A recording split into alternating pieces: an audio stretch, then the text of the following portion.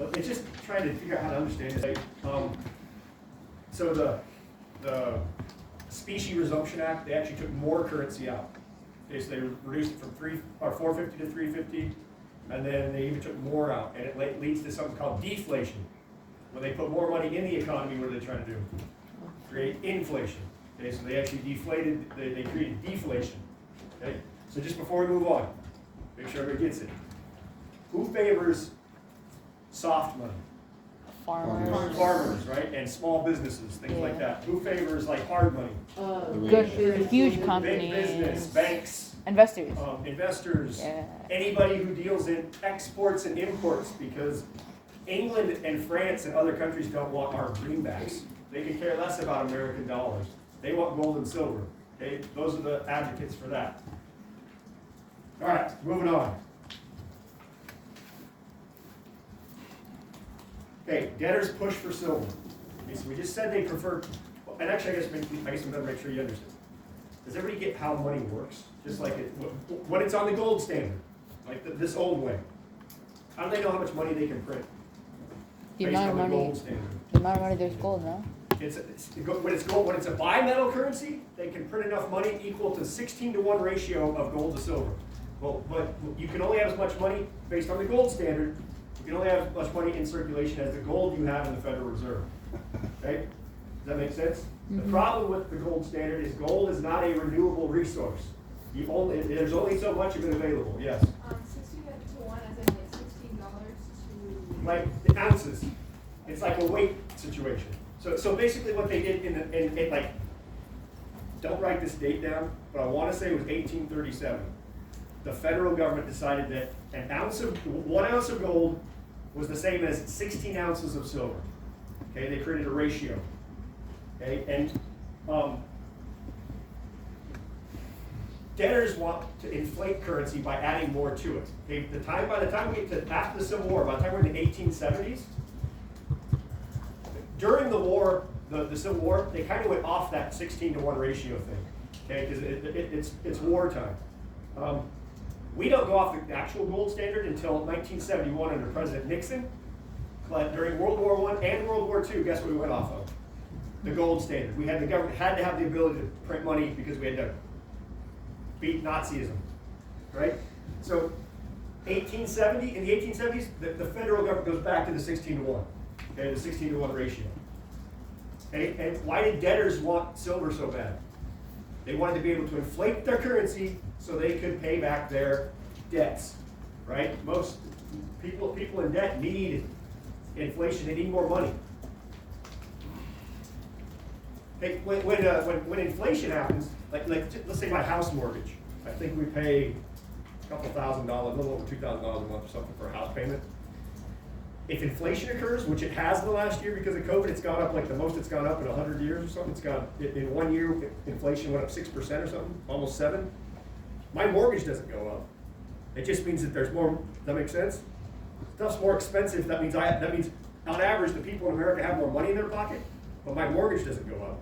So I have more money, but I still have the same house payment. So farmers who bought their farm, or small businesses who got loans from the bank to buy their business, they want to inflate currency. Okay, if you add more currency into circulation, it leads to inflation. Does that make sense? Everybody kind of get that? And that's good if you're in debt. Inflation's good if you're in debt, because it means you have more money. Okay, so the Treasury in the early 1870s, Civil War is over, they go back to the 16-to-1, right? And so during the war effort, all those westward miners that were going and opening silver mines were making money hand over fist because the federal government was buying as much as they could to fund the war effort. Well, now when they go back to the 16-to-1, the silver miners are like, whoa, wait a second, time out. Like this is it? Like now we're back to 16-to-1. They weren't making as much money.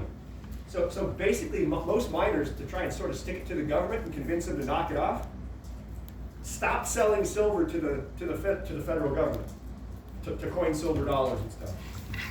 Okay. And that literally meant that the United States had to go off the bimetal standard for a while because there was no silver to print more silver. The silver industry was further hurt because what people are still pouring west and opening silver mines. So now there's more mines opening, but there's not, the biggest buyer was the federal government. They're not buying now.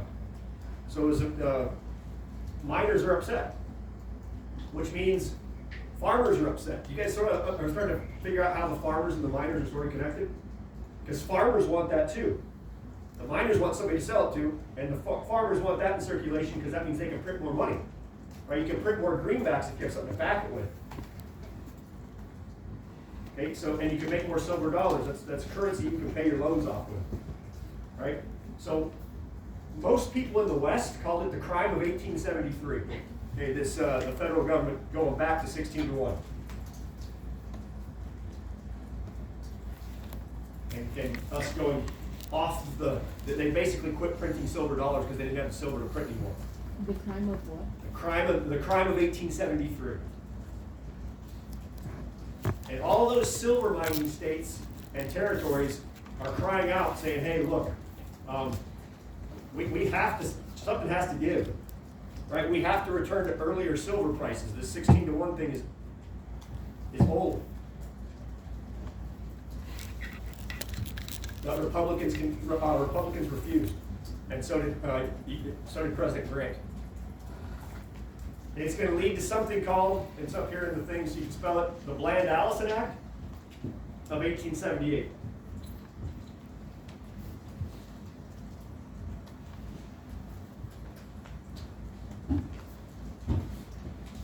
What was the date?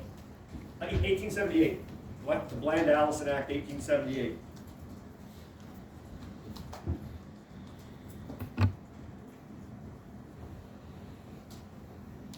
So it's actually technically under President Hayes, but we'll get to the presidents in a minute.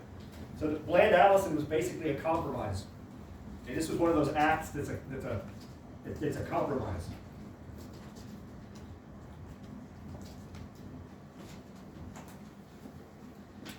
Okay, the government said, okay, look, we will continue to buy silver, but we'll buy $2 to $4 million per month. The federal government is making a promise to buy $2 to $4 million worth of silver per month to mint silver dollars. So this is supposed to make miners happy, it's supposed to make farmers happy.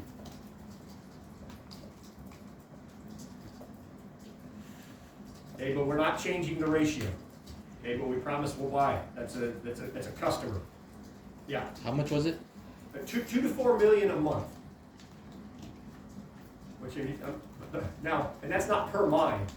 That's the thing. There's a lot of competitors out there, but they're saying we'll buy silver, but we're gonna set a ceiling. We're not going to be purchasing more than 4 million. The problem is the federal government never went above 2. They stuck at the floor, not the ceiling. Okay, and it didn't lead in the inflation that everybody was hoping. The Bland-Allison Act was supposed to create inflation, but it didn't. It remained what's called stagnant. They stuck to the minimum, the 2 million minimum. Okay, and as a result of this is going to result in some, I guess, the significance. It's going to lead to a third party called the Greenback Labor Party.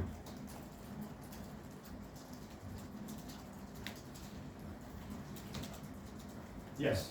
said it was supposed to lead to inflation, but it did what instead? Or raise inflation? I couldn't hear you say that one more time. It was supposed to raise inflation. It was supposed to create inflation, but it didn't. They weren't putting enough in circulation to have to really do anything significant. Okay, inflation did not occur. Okay, and again, and the significance of Bland-Allison and this whole pushing for silver is that it created something called the Greenback Labor Party. They were seeking soft money. And again, that's the other thing you could do with silver. You could pair it with elastic money and make it and use it to inflate and deflate. Can't really do that with gold. Okay, and in midterm elections in 1878, they actually got 14 members of the Greenback Labor Party elected to Congress. 14? Yep, 14 members in Congress from this new party in 1 year. The party was formed in 1878. 1878 midterms.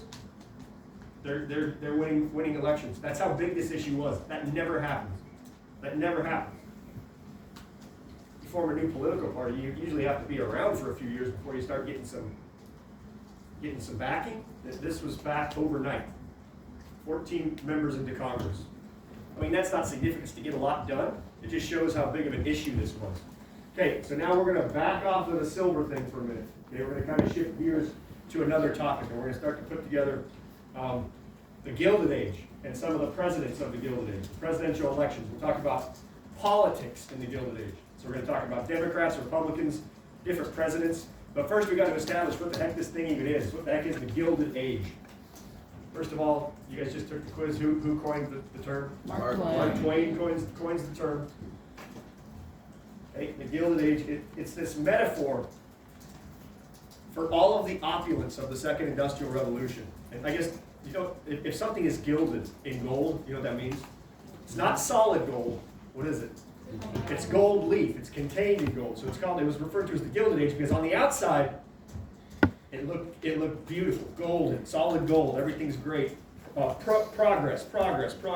The economy is going to slowly start to get out of the panic, right? But what was really underneath? You had slums, pretty crummy working conditions for the most part. The gap between the rich and the poor just got bigger and bigger and bigger. This is where we're going to start talking about Carnegie's, Rockefellers, J.P. Morgan's. Question? You said it was a metaphor for the opulence of For like the opulence of the Second Industrial Revolution. The opulence of the rich. I mean, the rich got richer. That's not even I think I maybe mentioned this to you the other day. I mean, there was, at the height in like New York, there'd be multi-millionaires smoking cigars wrapped in $100 bills. That was a lot of money back then. Okay, women wearing diamond-encrusted hats, and but then, and we'll talk about it later. That, for example, there's this guy named Jacob Riis that does this this like photo presentation called "How the Other Half Lived."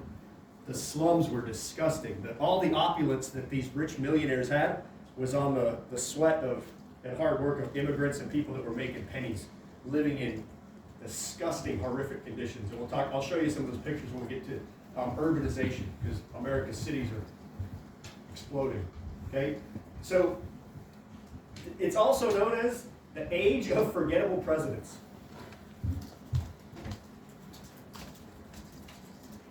And we're going to talk about them all in a second, so you don't need to write these down. We're going to talk like Rutherford B. Hayes, Garfield, Arthur, Harrison. The only exception, really, is going to be President Grover Cleveland. Okay, he's actually a pretty good president. What was that called again? The age of what? The age of forgettable presidents. Thank you.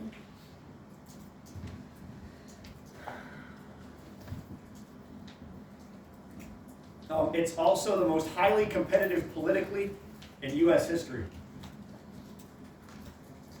Most what? Most highly competitive political era in U.S. history. All the presidential elections are going to be super close. And this is, I'm 99% sure this is the only time it's happened. The House of Representatives is going to switch 6 times. Republicans, like majority. That's like kind of unheard of. Like usually it's hard to flip that many times. So there'd be, you know, that's rare.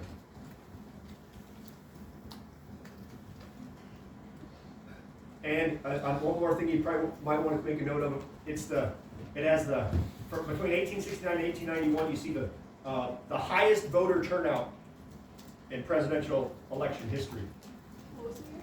From 1869 to 1891, everybody goes out and puts in a vote. 860. At the highest, I think it hit 78% or something like that. Okay, that's unbelievably rare. We are lucky in this country of registered voters to even hit 50 today. When you have 70, almost 80% voter turnout, that's awesome. Yeah. 1869. To 1891. Okay, and so you don't have to write these down because we've already talked about it. We're talking during the Gilded Age. You're talking about things like closing the frontier, Indians on reservations, Second Industrial Revolution. We're going to talk later about a second wave of immigration, not from Western Europe this time. We're going to talk about a wave of immigration from Eastern Europe.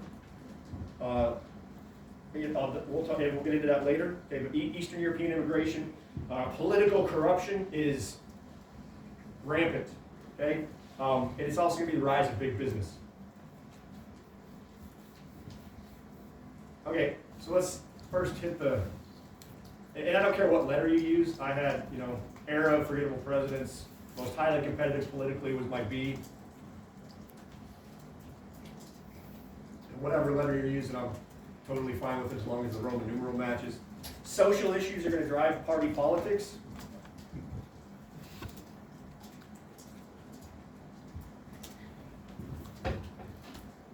Okay, let's do Republicans first.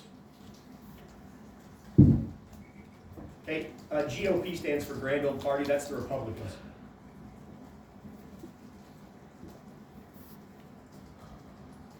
Okay, the Republican Party. First, let's just kind of talk about it, some generalizations. So first of all, the Republican Party can sort of trace its lineage,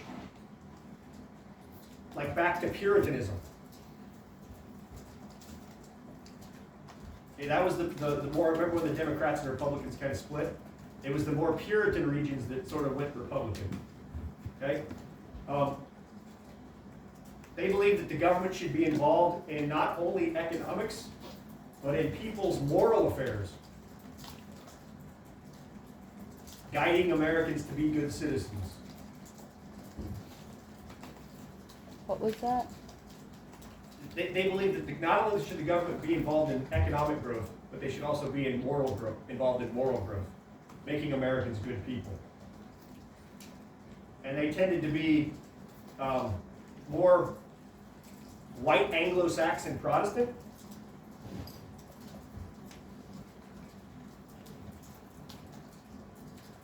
And from here on out, usually I'll have you abbreviate that as capital W, capital A, capital S, capital P. You don't want to, every time we have to hit that word, have to write out Or white Anglo-Saxon Protestant. Just abbreviate it WASP. That's what books do and stuff. Yeah.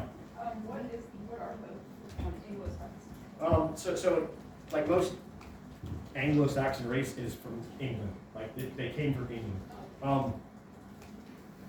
When the barbarians, after the Roman Empire goes away, you had Angles, Saxons, and Jutes on the island of England. Well, eventually the Jutes got ran out. And the Angles and the Saxons were at war for a while, and then the Anglo and Saxons, after several hundred years, just became one culture. It's basically English-speaking Protestant. Okay. So, white Anglo-Saxon Protestants, like from England. They had heavy support from businessmen.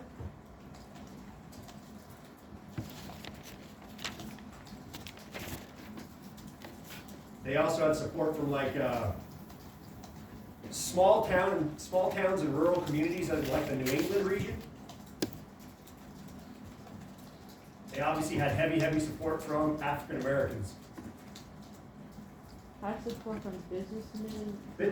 Businessmen, Midwest small towns, African Americans.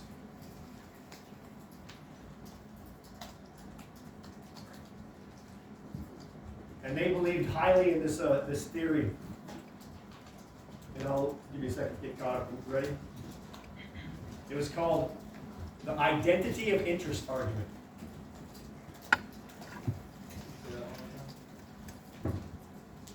Say that again? Could you say that thing? Identity of interest. And that's just basically the idea that people should basically accept their place in society. Because the wealthy are wealthy for a reason. So the wealthy should sort of be the ones that know what's best for the country. So that the upper class should sort of run the show. Yeah. Was it like mostly the wealthy people who came up with that? Yeah. It's based on, and we'll get into it later, but it's based on all that social Darwinism nonsense. Okay, when we get to imperialism, we'll talk about social Darwinism again. But they believed you're poor for a reason. I'm rich for a reason. So maybe I should be the one running for president, running for Congress. Okay, that was kind of a Republican ideology. Anyway, let's talk about the Democrats real quick.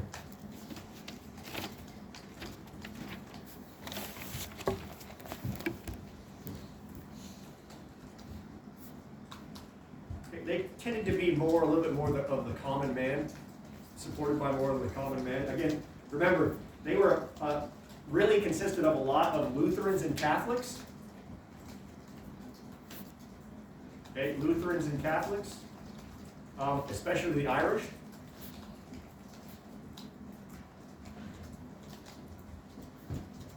If you remember, those religions stressed a lot less stern views on human, less strong views on human weakness. A little more laid back. Remember when we did colonialism and all those Puritan faiths, how strict it was, all the rules? They were kind of the opposite. Okay? They were exact opposite of Republicans when it came to how they felt about the government getting involved in people's moral standards.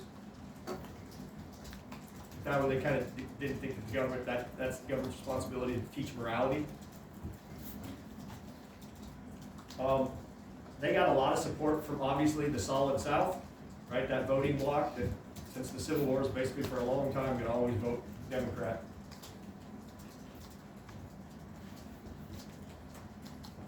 They had support from a lot of the large industrial cities. Why the large industrial cities? Because that's where most of the poor factory workers live. Again, more of the common man.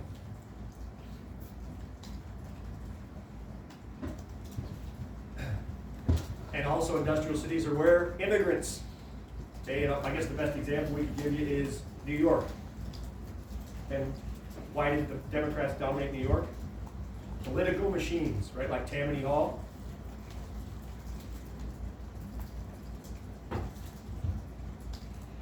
And the Democratic Party is really going to fight for economic equality. That's going to be a major issue for the Democrats, which attracts a lot of supporters. You fight for what equality? Like economic equality. There's too big of a gap between the rich and the poor. And two of the main issues that Democrats are going to start to address are prohibition and education. What were they? Prohibition and education.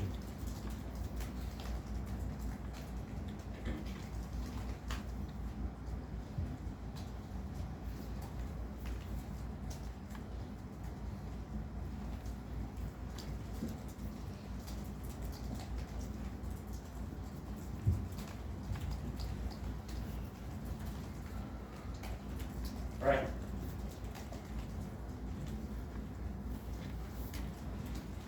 The Republican Party is still the most followed party this time. Okay? They have the most support at this stage where we're at. Okay? But the Republican Party is starting to fracture. Okay? The Republican Party is starting to fracture. After the Civil War, the Republican Party was pretty much hands down the most popular of the two political groups. Okay, people still waved the bloody shirt. And again, most war Democrats became what? Republicans. So Republicans still win a lot of elections. Now, the House turns over, again, 6 times in the Gilded Age, but the president, not so much. A couple times. Couple times, same guy. That'll make sense later. Okay, so there's politics during the Gilded Age are dominated by bribery and corruption. Okay? And so what do we mean by patronage? That's like it's like the spoil system, giving away government offices for votes, kickbacks, party service. Wait, politics was dominated by bribing and what? By patronage, like exchanging, giving away government jobs for kickbacks, votes, and party service. It's the spoil system. Okay, and because of patronage, the size of government expanded. Okay, guys had to make up government jobs to pay back their buddies, right? And it's, one of the major reform issues of the Gilded Age is going to be reforming the spoils system. Okay, so let's talk about these Republican factions. Okay, you had one group called the Stalwarts, and they were headed by that guy Roscoe Conklin.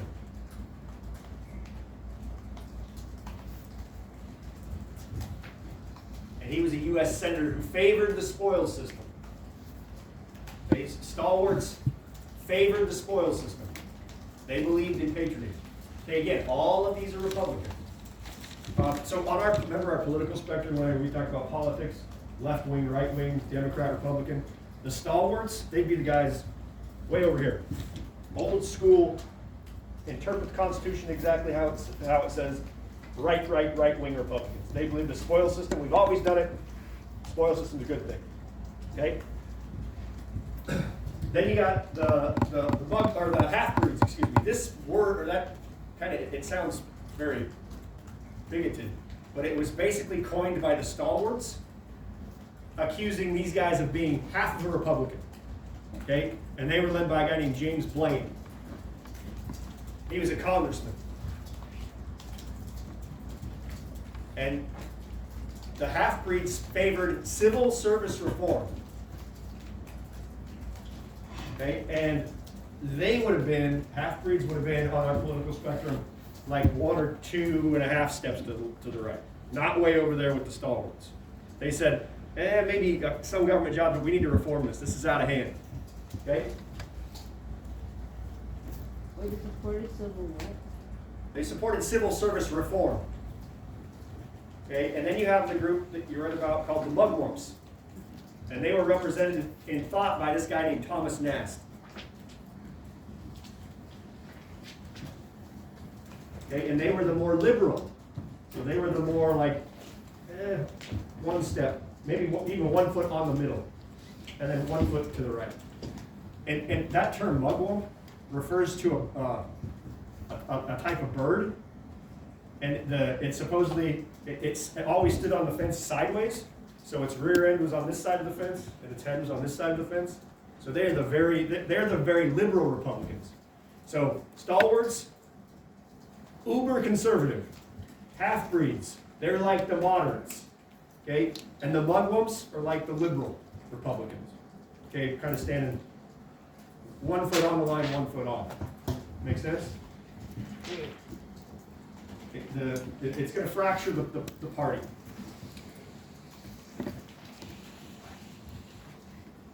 The Mugwumps tended to be like very young, like the younger Republicans, and they were usually very like reform oriented. Young people are usually like that.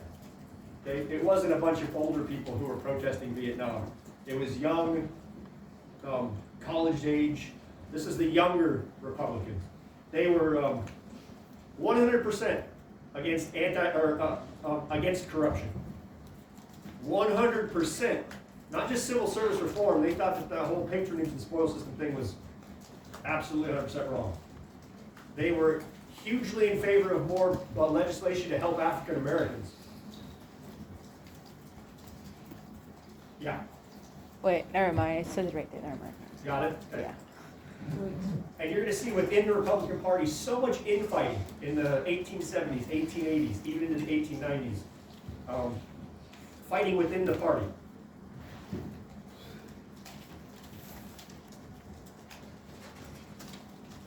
Okay, now let's talk about a couple of these elections while we still have a little bit of time. Oops, sorry. I saw some people still looking at that. I'll leave it for a second.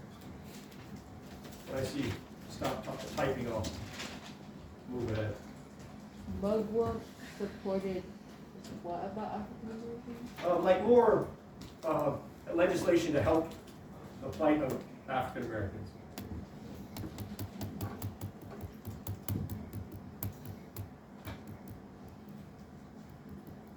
Remember, after the 15th Amendment and Reconstruction being over, most Republicans shifted their attention to other social reforms, other social problems. the mugwumps were more so like, we still got a problem, you know, with the way African Americans in some places are being treated. They were a little more reform-minded in that ideology. Anyway, hey, election of 1876. This is the last election during Reconstruction. Okay. Grant supporters actually wanted Grant to run again for a third term, to be the first president to run for a third term. And he was actually willing to do it. Okay? Yeah. What are you talking about? Like his supporters, and especially like the loyal guys that he got all these, that he used the spoil system and got all these guys these great jobs. Like, dude, you should do it again. Because they know that they could be replaced. And he was actually willing.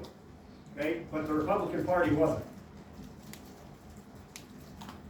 They knew what was going on behind the scenes. There were so many scandals. Remember all those scandals we talked about? And he knew about most of them. So they didn't tell him flat out it's because you're a corrupt jerk. They kind of said, hey, look, all American presidents, including Washington, have made this sort of a precedent that 2 years is plenty. And that's how they played it to the public. Because they didn't want the public to know that that's why they're not running the guy again. Okay, but they nominated Rutherford B. Hayes, but the last names are in. He was basically a compromise candidate. Wait, could you say his name? Rutherford B. Hayes.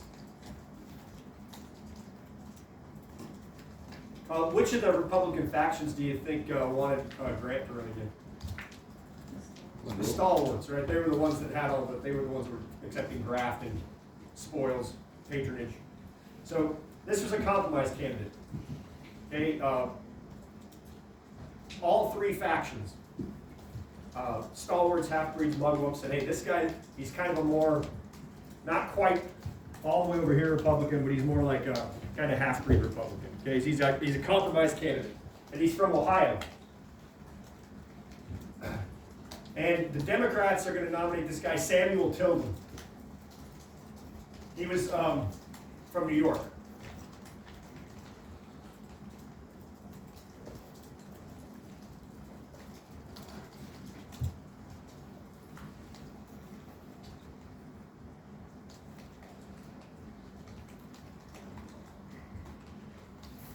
Anybody remember the significance of this election?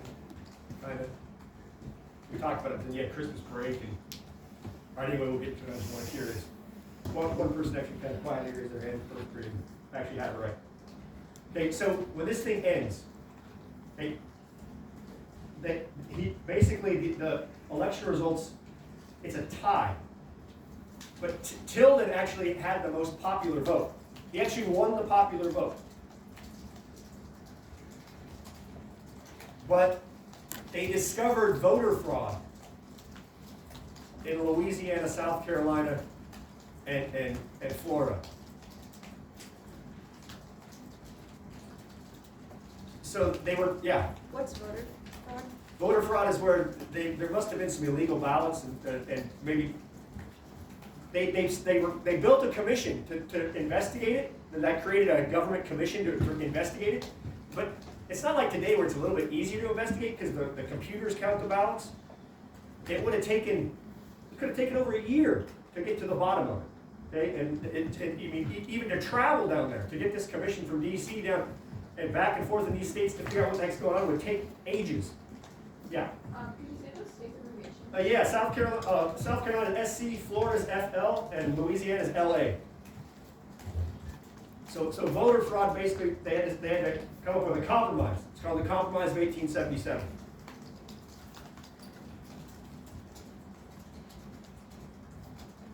And so Democrats basically say, you can have Hayes, but we want military reconstruction over. Does that sound familiar now? That officially ends military reconstruction.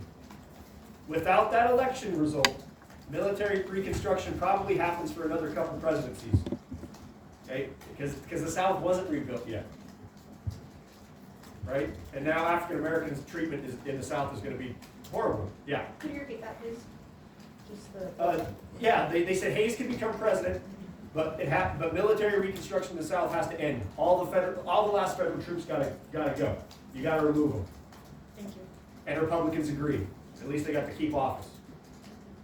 Wait, it was called the Compromise of 18. Compromise of 1877. Because remember, they always have the election in the even year, but the guy doesn't get sworn in until the odd year. So in this case, it used to be March. So they're like, we need to get this solved before March 1877, or we won't have a president. What month is it now? Now it's in January. January 20th is inauguration. And they moved that up. Remember, have we talked about the term lame duck president?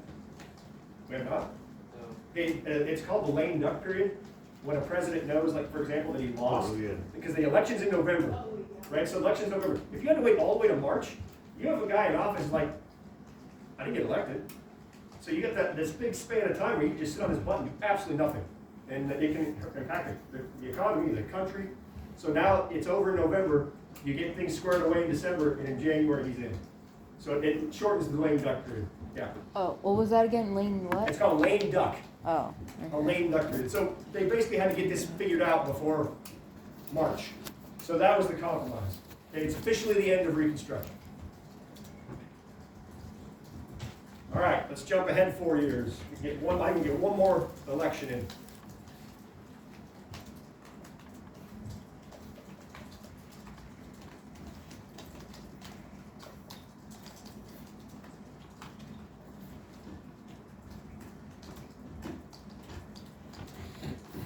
All right, this time Republicans nominate James Garfield. James Garfield of Ohio.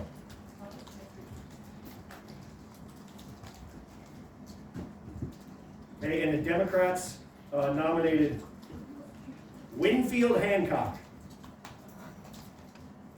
They were both Civil War officers.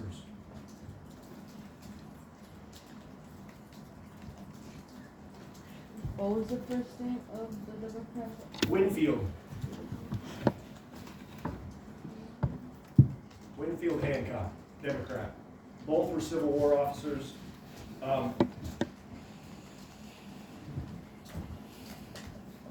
And obviously Garfield wins. Garfield defeats him. You can see it was relatively close, though. I mean, that in big picture, a couple more states swinging the other direction. Obviously, Hancock wins the Solid South, but this time the political machine in New York failed to get enough votes for Hancock, and that pretty much lost him the election. Where was it from? Hancock's from Pennsylvania. Garfield is from Ohio. Anyway, anybody know what happens to Garfield? He got shot. He got shot. He gets assassinated. Question. Why is California like? So in theory, you don't have to give all your electoral votes to the same candidate. One or two of the electors in California must have decided to vote the opposite way. Okay? And that actually happened in the last election in Maine, I think. And I think 2 elections ago, I think it happened in Colorado. It rarely happens, though. It's not a very popular thing. Yeah. How far into the presidency did Garfield die? It's listed as 1 year. So it wasn't very long. And so what was supposed to happen is that he's the second, by the way, to get assassinated. McKinley will be the third, and JFK will be the fourth. But he's assassinated. And this guy named Charles Guiteau, you don't need to know this, he got assassinated by a guy in his own party. Charles Guiteau was a stalwart. And he's Chester Arthur, the vice president, was also a stalwart. And so this guy Guiteau thinks if he assassinates Garfield and Arthur becomes president, that all the good old boys will get their government gigs back. And he had this famous speech I had to write down because I could never memorize it perfectly. He said, "I am a stalwart. Arthur is now president of the U.S." Okay, and it seemed as if the stalwarts would get all the good civil service jobs, and it made President Garfield seem like a martyr. And all it did was lead to legislation called the Pendleton Act. It actually kind of backfired. They're like, this spoil system thing's got to be revived. We got murder now. And so the spoil system and patronage is getting presidents killed. We can't have that. So basically the Pendleton Act of 1883 And you guys read about that too. We'll try to buzz through this just real quick. There's a couple provisions. You can just put provisions and then I'll kind of list them off. Okay, the first one, it prohibited hiring office holders based on how rich they were. In other words, you couldn't buy your way into the office. And it set up a merit system for making appointments. And the last one is also established something called the Civil Service Commission, which still exists today. The Civil Service Commission. Today, 90%, for all government, all classified government jobs, today, more than 90% of government jobs are considered classified. You have to take a civil service exam, and it's based on who scores the highest. All right, please stop my work. Stop there.